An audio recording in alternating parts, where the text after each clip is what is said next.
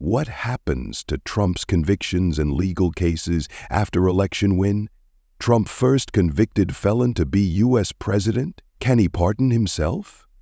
In this podcast episode of Truth Crime, we explore what happens to the numerous criminal cases and legal challenges against Donald Trump after his return to the White House as the first U.S. president to take office with pending criminal cases. His historic election in the face of federal and state charges has thrown the country into uncharted waters. Many of these legal issues may dissolve or face delays under executive privilege. We examine what Trump's presidency could mean for each case, potential outcomes, and the evolving legal landscape around him. As always, subscribe to Truth Crime Feed podcast for daily deep dives into high-profile cases. Donald Trump will be the first president to take office while several criminal cases against him are pending. His ascent to the highest office in the U.S. while facing dozens of criminal charges has left the country in uncharted territory. Many of his legal problems will go away when he steps into the White House. Discussions already have started between Trump's team and the office overseeing federal cases about how to wind those down, according to the BBC's U.S. news partner CBS. Here's a look at what could happen with each of the 4 legal challenges he faces. New York hush money conviction. Donald Trump was convicted on 34 felony counts of falsifying business records in May in New York. A jury of New Yorkers found him guilty of all counts in connection with a hush money payment made to an adult film star. Judge Juan Merchan pushed back Trump's sentencing from September to 26 November, after the election. He could still go forward with the sentencing as planned, said former Brooklyn prosecutor Julie Rendelman. But legal experts said it is unlikely that Trump would be sentenced to prison as an older first-time offender. If he was, his lawyers would appeal the sentence immediately, arguing that jail time would prevent him from conducting official duties and that he should remain free pending the appeal, Ms. Rendelman said.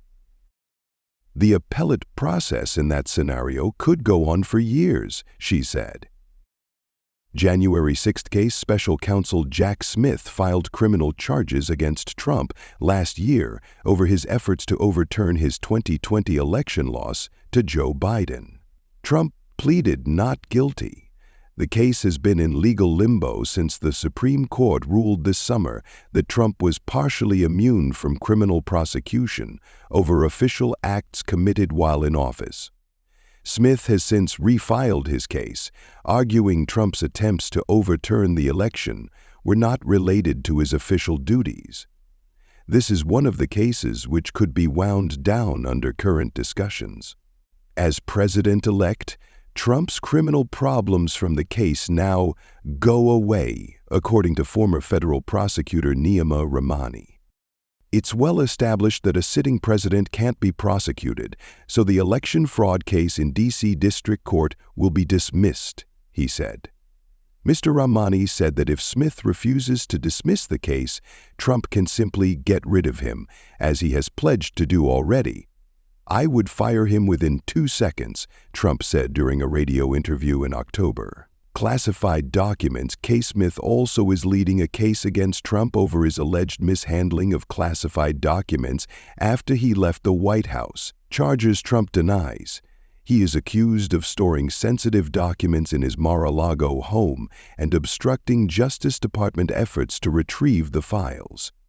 The judge assigned to the case, Trump-appointed Aileen Cannon, dismissed the charges in July, arguing Smith was improperly appointed by the Justice Department to lead the case. Smith appealed the ruling, but with Trump set to take office, talks are now underway about ending the case. Mr. Rahmani said he expects the classified documents case will meet the same fate as the election case. The DOJ will abandon its 11th Circuit appeal of the dismissal of the classified documents case, he said. Georgia election case. Trump is also facing criminal charges in Georgia over his efforts to overturn the 2020 election in the state. That case has faced a number of hurdles, including efforts to disqualify District Attorney Fani Willis over her relationship with a lawyer she hired to work on the case. An appeals court is in the process of weighing whether Willis should be allowed to stay on the case. But now that Trump is the next president, the case could face even more delays, or possibly dismissal. It is expected to be paused during Trump's time in office, according to legal experts. Trump's lawyer, Steve Sadow, said as much when asked by the judge if Trump could still stand trial if elected. The answer to that is, I believe that under the Supremacy Clause and his duties as President of the United States, this trial would not take place at all until after he left his term in office, he said. Can Trump pardon himself? With former President Trump's historic felony conviction on Thursday, a long-standing question in American politics is more pertinent than ever. Can a U.S. president pardon himself? Why it matters, the conviction which does not bar the presumptive GOP presidential nominee from continuing his 2024 campaign, renews debate on whether he would use the power of his office, if elected, to absolve himself of criminal liability. A New York jury found Trump guilty on all 34 counts for falsifying business records to hide a hush money payment before the 2016 election. He will be sentenced on July 11. He still faces another 57 felony counts across 3 open criminal cases.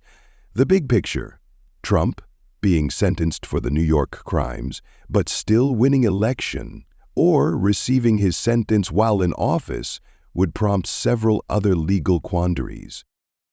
How do presidential pardons work?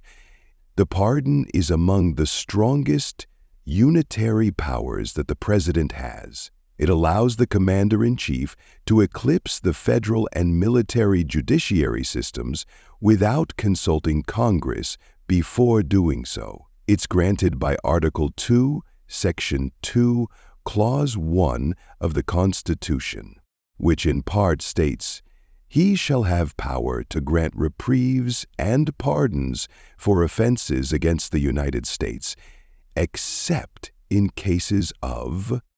It means the president can grant a pardon to anyone convicted of a federal crime in a U.S. District Court, the Superior Court of the D.C., or a military court-martial. A president can also commute any sentence imposed by a federal court or the D.C.'s Superior Court. While pardons don't equate to innocence, they do in most cases signify redemption. They are generally expressions of executive clemency for people who have accepted responsibility for a crime and have displayed good behavior. Can Trump pardon his state conviction? Although the power of the pardon is immense, it is not absolute. A president cannot pardon people convicted of state crimes and cannot commute sentences received for state crimes, which is a power generally reserved for governors, though it differs state by state.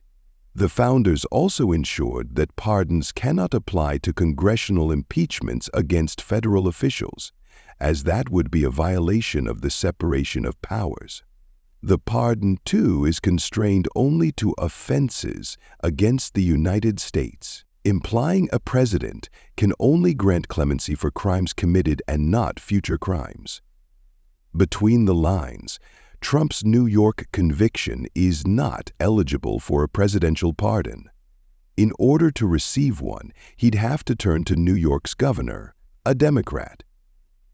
Likewise, a potential conviction in his Georgia election interference case would not be covered under a president's pardon authority. Could Trump pardon himself of federal crimes? When it comes to federal crimes, the answer is open, in part because no president except Trump has ever been charged with a crime. But it's also the result of a failure on Congress's part to prohibit the potential practice through a constitutional amendment, though some members of Congress have tried to do so. Constitutional scholars disagree on whether the president's pardon power extends to himself, and the Constitution and judicial precedent do not resolve the debate. Generally, scholars who believe the president can pardon himself have expansive views on executive power and point to the fact that the open-endedness of Article 2, Section 2, Clause 1 does not explicitly exclude anyone from receiving a pardon. An example is John Yoo, a law professor at Berkeley and former legal advisor in the George W. Bush administration, who argued in a 2017 op-ed that the language does allow a president to pardon himself, but he shouldn't, as it would deeply damage his legitimacy and provoke a political disaster. On the other hand, scholars who believe a self-pardon would violate the Constitution commonly make etymological arguments about the language in Article 2, Section 2, Clause 1, and the intentions of the framers of the Constitution. For example, Frank Bowman, a scholar of constitutional and criminal law at the University of Missouri, has argued that the words pardon and grant have traditionally implied a two-party exchange, the grantor of the pardon and its grantee, and one person cannot be both. Further, he said other actions taken by the framers indicate that they never intended to allow self-pardons and an executive that could not be held to account by the judiciary. He pointed to impeachment judgment clause. It in part states that impeachable officials, which includes the president, may be liable and subject to indictment, trial, judgment, and punishment according to law, even if they are also subjected to the impeachment process. Bowman says this clause, in addition to others, indicates that the framers explicitly meant for the individual occupant of the office of the presidency to be subjected to federal criminal prosecution through the courts, and that a self-pardon would erroneously nullify that intention. The Department of Justice in the past has waded into the debate. Just 4 days before President Nixon resigned, then Acting Assistant Attorney General Mary Lawton wrote in a memorandum that the president cannot pardon himself because it would violate the fundamental rule that no one may be a judge in his own case. What has Trump said about a self-pardon? Trump recently said it's very unlikely he would pardon himself if he is convicted of a crime and wins office. He's also noted that he already had the opportunity to pardon himself during the final days of his presidency. On the last day, I could have had a pardon done that would have saved me all of these lawyers and all of these fake charges, these Biden indictments, Trump said in an interview last year. But he did defend self-pardons while in office. In June 2018, Trump posted to social media that he had been told by numerous legal scholars that he has the absolute right to pardon himself, though he qualified that statement saying he has no reason to because he's done nothing wrong.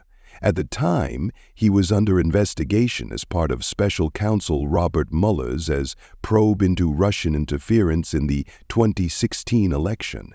He also reportedly asked his advisors about whether he could pardon himself or his family if they were charged or convicted as a result of Mueller's investigation.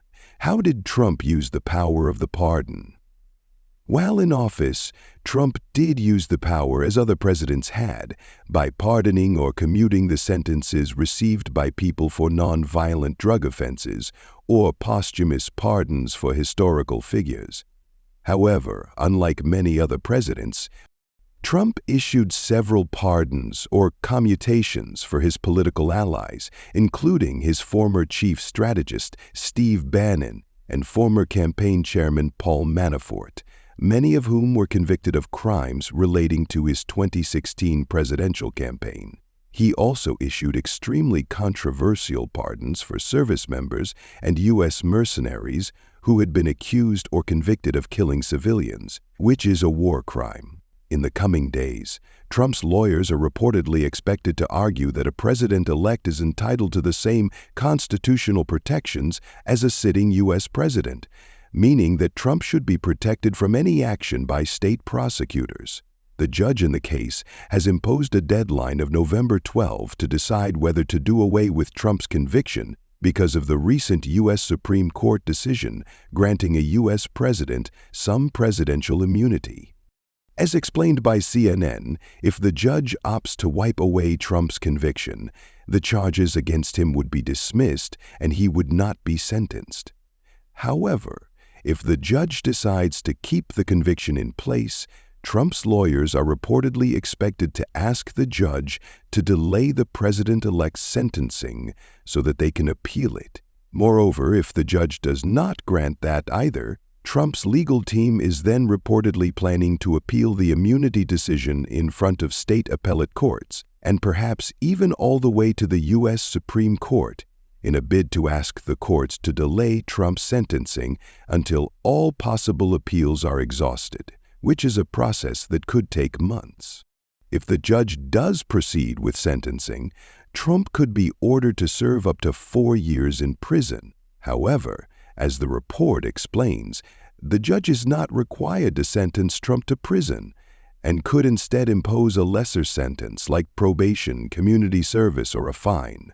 Any such sentence will reportedly be complicated because Trump is set to take office as the U.S. president on January 20, 2025. As such, the president-elect's legal team is likely to raise constitutional issues, in effect challenging whether a state judge can even sentence a president-elect.